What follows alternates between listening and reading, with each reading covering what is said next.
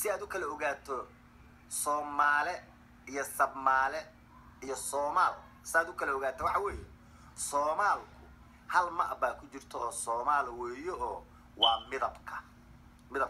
صومال بالنا إن دتك dhaqankii ay ku dhaqnaayeen bii'aday deganaayeen wixii ay kala haysteen dadna sabab ku nool baan dad sabmaala ah bayaan dadna waxaan dad Soomaali ah oo xoolo dhaqda marka laakiin qowmiyadahan dadku waxay la mid yihiin qowmiyadaha caalamka oo qiyaas ahaan eeg hadda sidaan hore bidin ku soo sheegay saddex qowmiyado saddex qof ba saddex farac ba caalamka oo dhan ka kooban yahay wax cusub oo Soomaali la dhaw Ilaahay oo abuuray oo Ilaahay abuuray qowmiyadaha kala ka duwan ma jiro laakiin saddexdii farac mid ka mid abaana Ham bin Nuux Yaafis bin Nuux iyo Sam bin Nuux saddexdan mid ka mid ah baynu nahay farac kale oo ma jiri karo ma jiro marka waxaan aad ku jaha wareerteen oo aad macnaha qabiilka iyo macnaha qabiilku system noocaas oo abtirsan oo socda weeye laakiin qabyaaladan iyo waxaan kala qaybsanaanta oo dadka aad isku magaciisinaysan loo gelinaya dadkii in lagu kala fogeeyo wax kala fog baaban jirin oo caalamkii oo dhan baa waxay ka yimaadeen saddexdaas farac bay ka yimaadeen oo ilmo nabi nuux baa caalamkan oo dhan camimayo ku nool annaguna cid kale oo meel ka timid manihin saddexdaas baanu ka mid nahay isweydiintu laakiin waxay tahay saddexdaa keebaana ma baahi badan baan u qabnaa inaan saddexdaan kaana inaan Sam bin Nuux nahay ama inaan Ham bin Nuux nahay ama inaan Yaafis bin Nuux nahay macnaha ma baahi baan noo haysa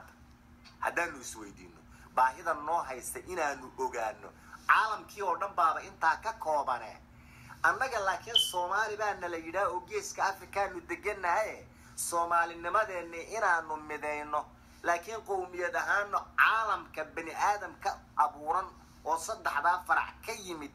baanu ka midna laakiin bi'aan deganahay dhul baanu leenahay qariirada Soomaali baa la yiraahdaa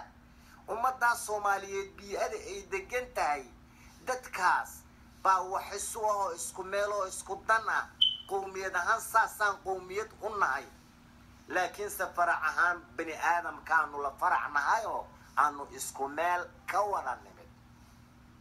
fahma in la fahmo weeyo oo qaabka sidaa loo fahmo weeyo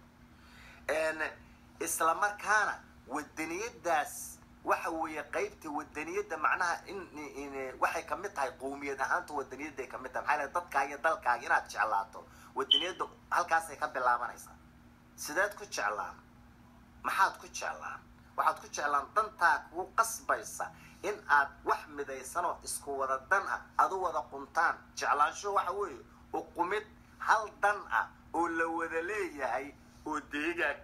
deegaankii ah deegaankii